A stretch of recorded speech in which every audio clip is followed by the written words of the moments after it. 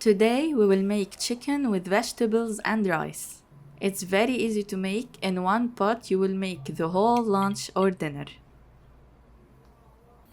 First, fry the almonds in some ghee or oil until they take this color. Remove it and put some raisins in the same oil. Fry them until they take on a good color. Remove them and put them aside.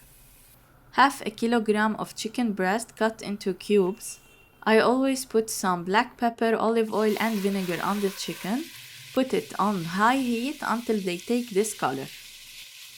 Add 1 pack of frozen peas and carrots, 1 can of mushroom, 1 tablespoon of each type, curry, turmeric, 7 spices and half a teaspoon of black pepper and cardamom, 1 cube of chicken broth, and mix all the ingredients together. Cover it and put it on medium heat for 10 minutes.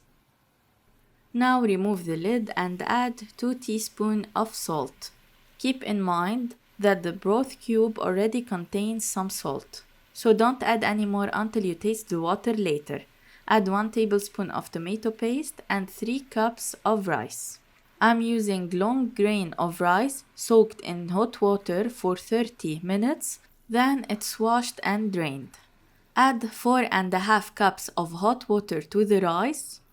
Mix it very well and taste if you want to add any salt at this stage. Put it on high heat covered until the rice starts to absorb the water. Then put it on low heat until it's fully cooked like this.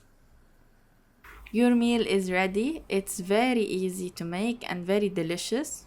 Also, the quantity is for a large family, so you can make it when you have some friends coming over.